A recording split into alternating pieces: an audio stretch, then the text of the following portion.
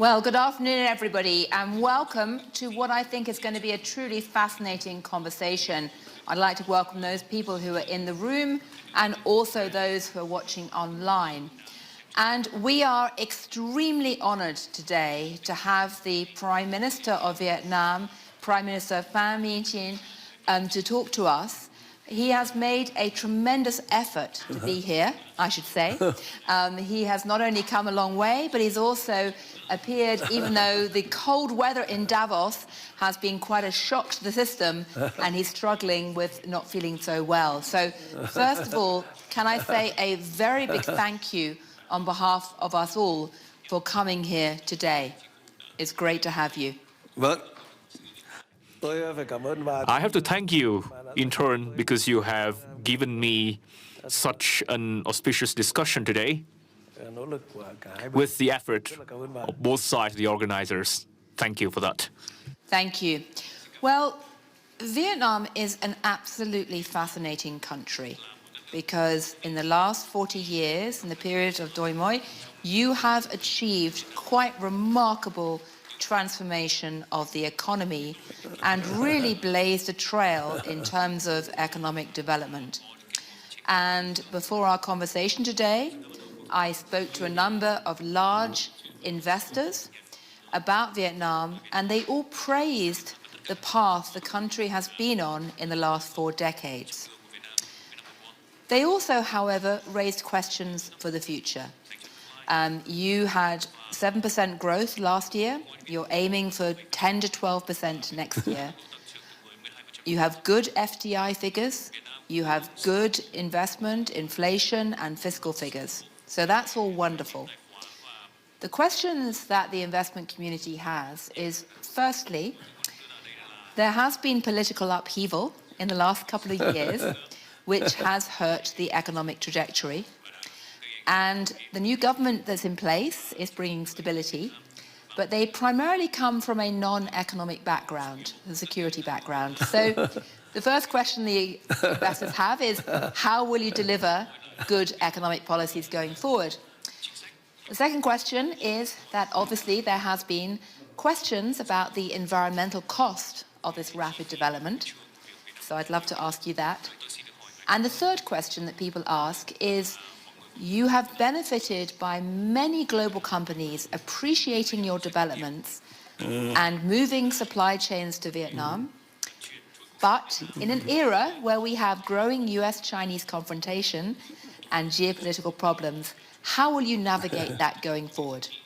So these are the questions that the investors here in Davos are keen to hear about. But I know that you actually wanted to start with a different question.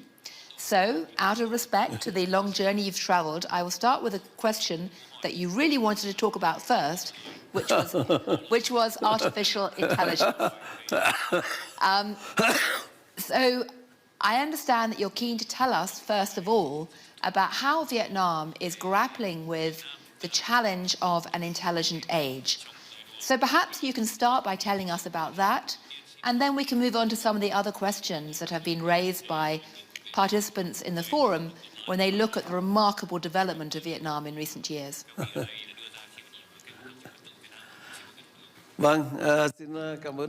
Thank you for the questions and a very fascinating discussion.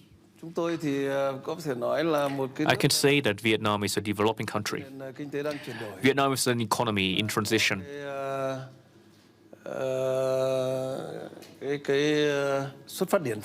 From a very low starting point. After 40 years of war, 30 years of embargo, Vietnam must therefore make a lot of effort over the past decades to be where we are today. That is the common effort of the entire Vietnamese nation. In the spirit of great national unity and solidarity, the greater the challenge, the greater the effort we put to it. That is a Vietnamese culture. In 2024, a lot of challenges face Vietnam. On top of the global landscape, there's also a change in the generation of leadership without warning.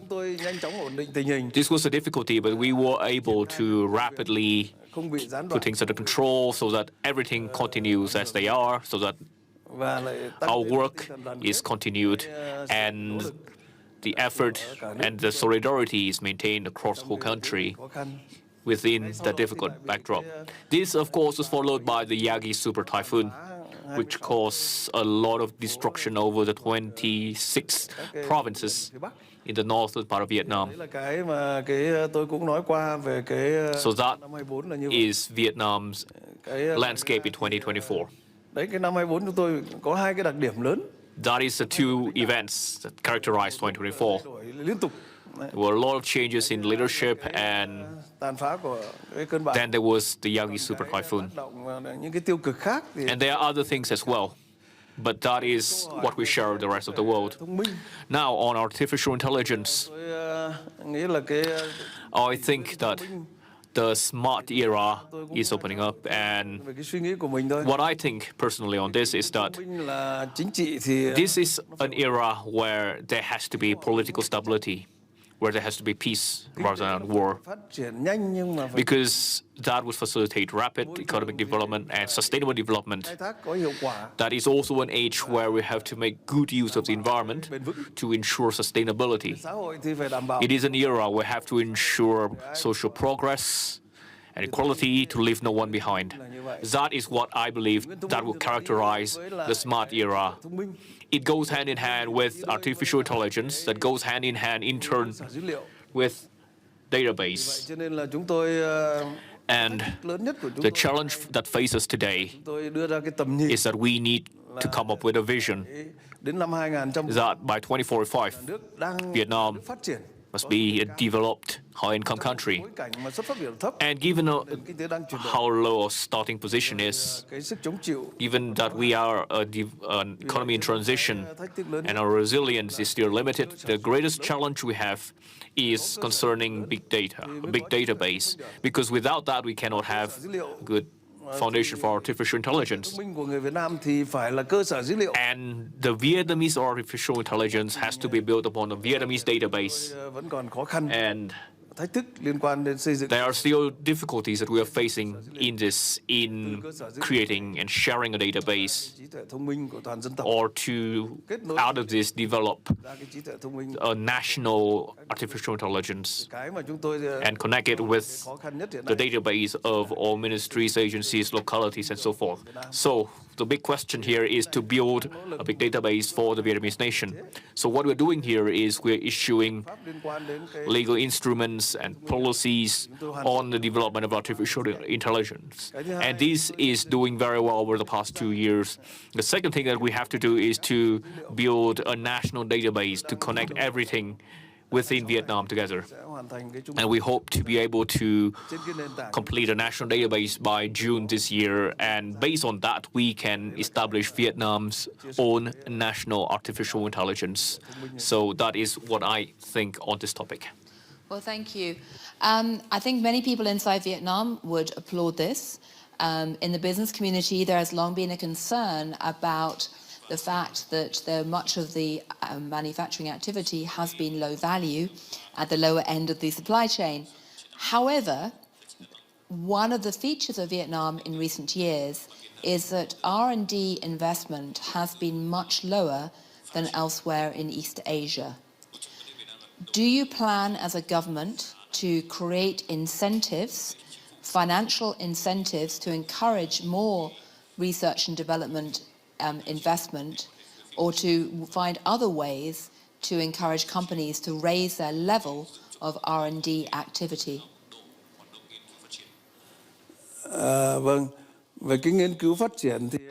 Yes, on research and development, we are admittedly not investing as much on R&D compared to other countries in the region, because One of the biggest things that characterize Vietnam is that Vietnam has a very low starting point, and we are a developing country in transition.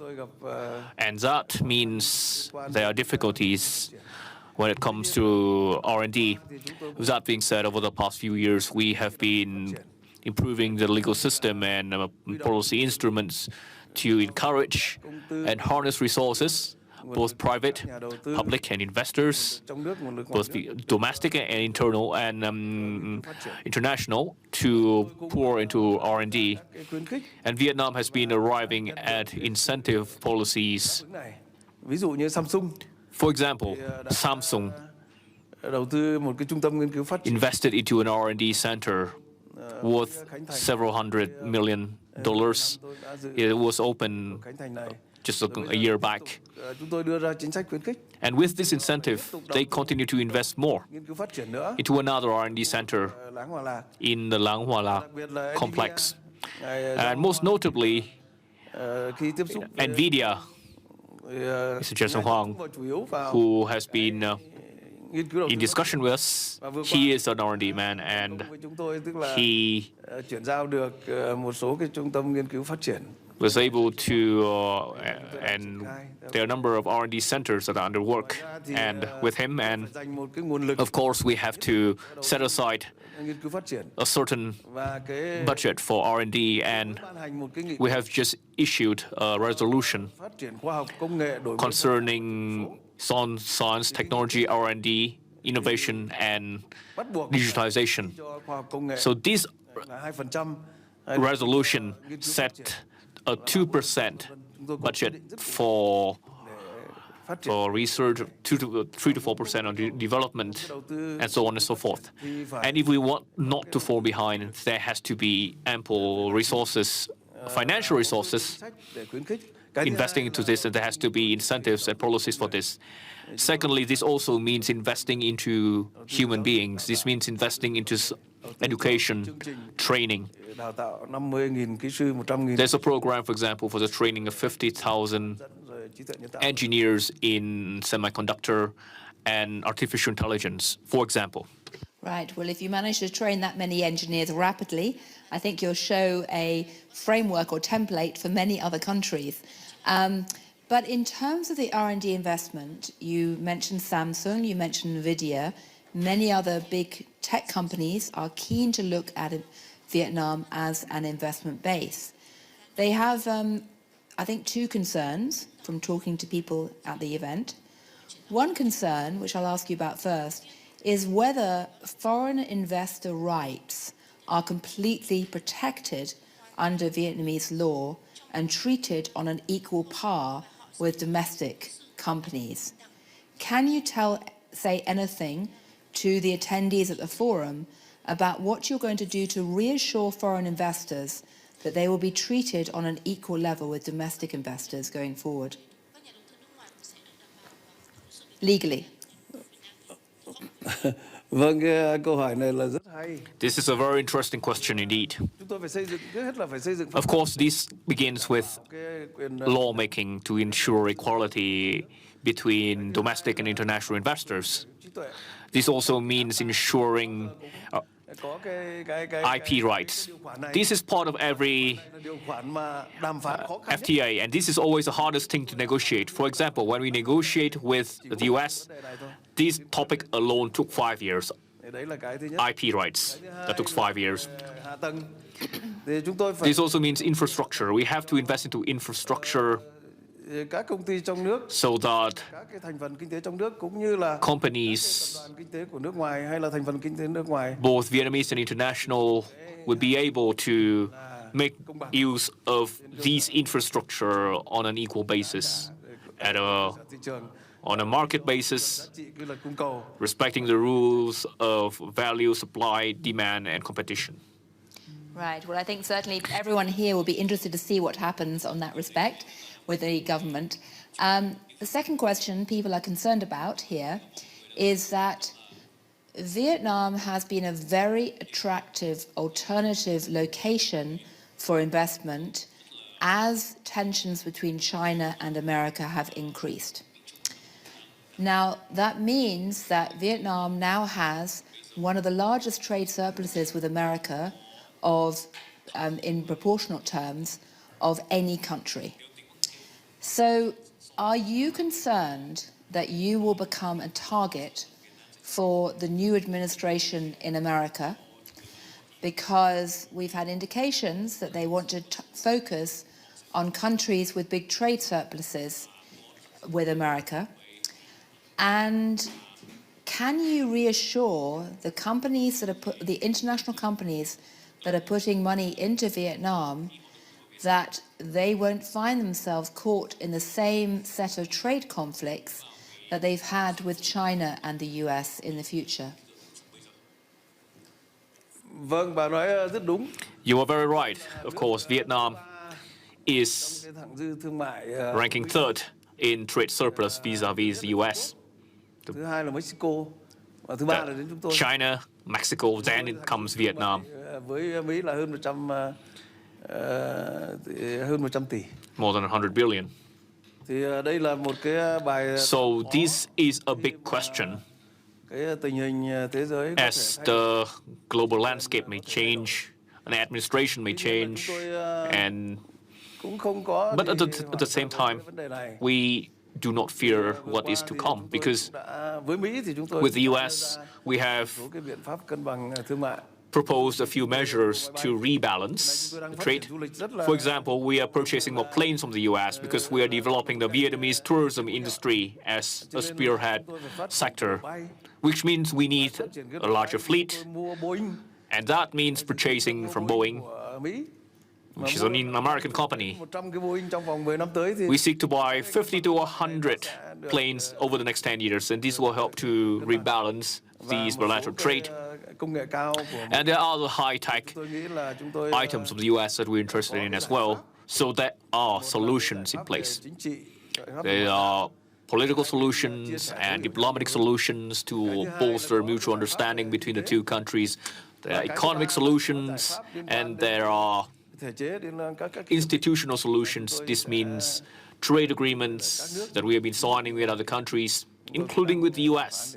We are negotiating an adjustment of agreements we have signed with the US. So with all of this in mind, we do not have too much concern about this. And of course, we do not want trade wars in the world. This era, this smart era, should be one without unhealthy competition. It must be an era of stable politics, an era of peace, not war, an era of stable economic development, an era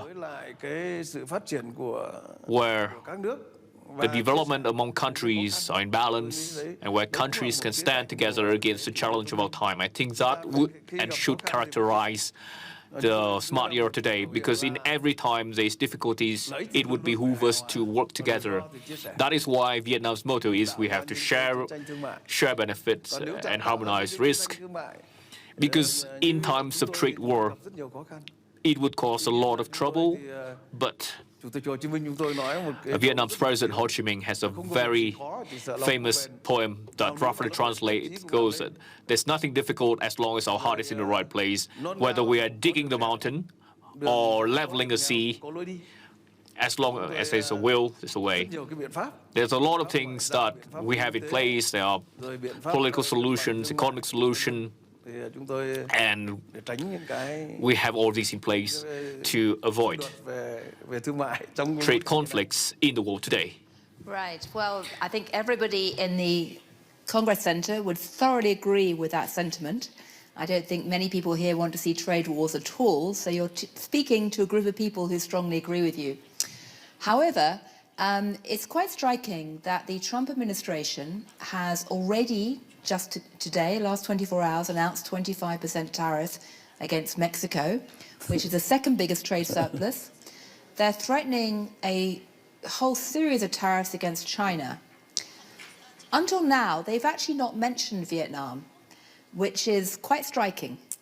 And I asked some of the Trump team why, and they said, well, they're waiting to see whether Vietnam will be friendly to America or to China.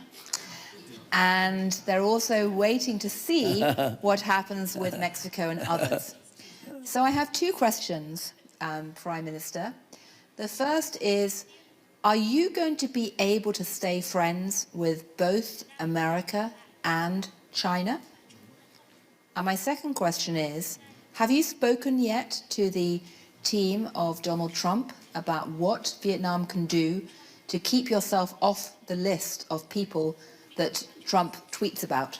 Because thus far, I don't think there's been any tweets at all about you yet. There's been plenty about other countries, but thus far, I should congratulate you of staying out of the president's tweet stream. So, can you be friends with both America and China? And have you spoken with the Trump administration yet? Rất là cảm ơn bà. Cái câu hỏi này thì Thank you.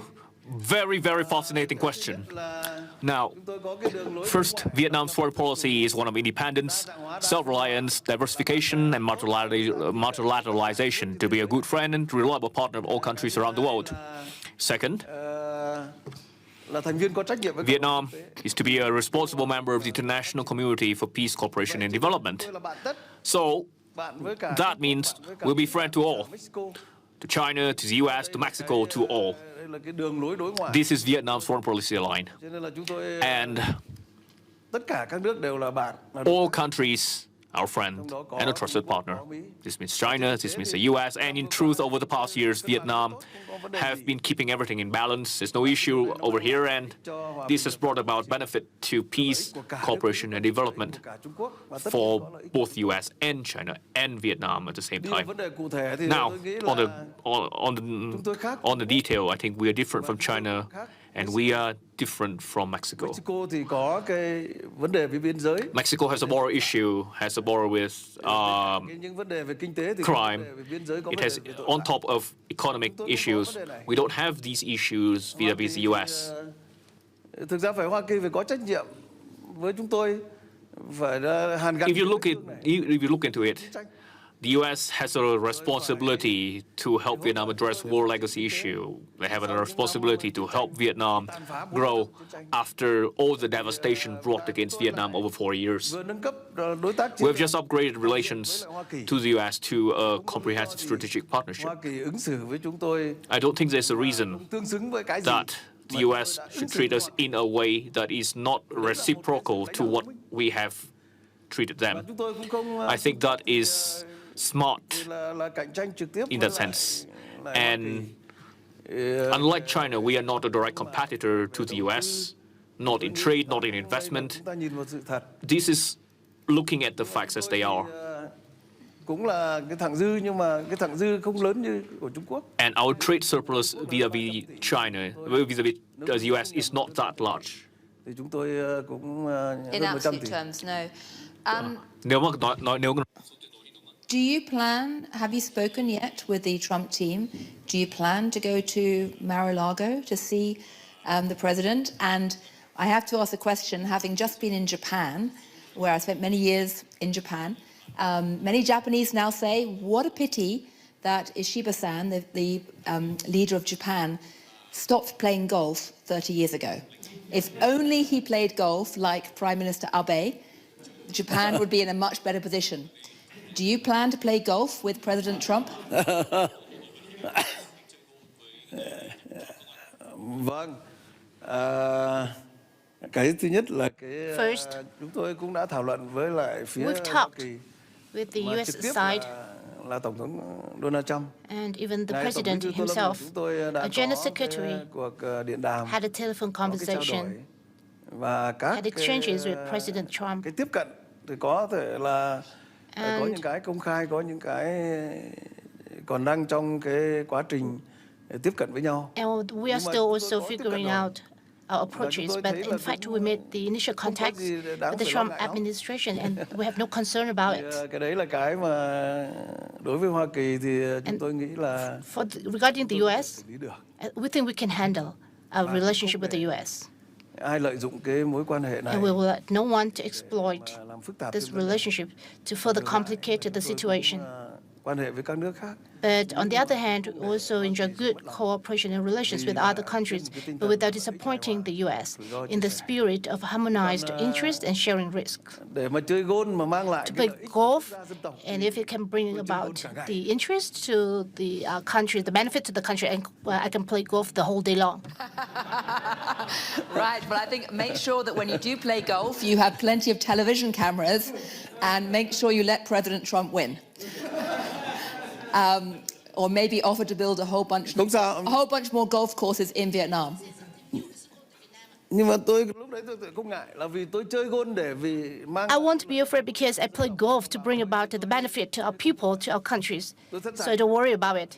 Right. I stand ready to be broadcasted, to be on the media for the interest of our nation and Well, people. 40, 50 years ago, we had ping pong for peace in China. We can now have golf for peace.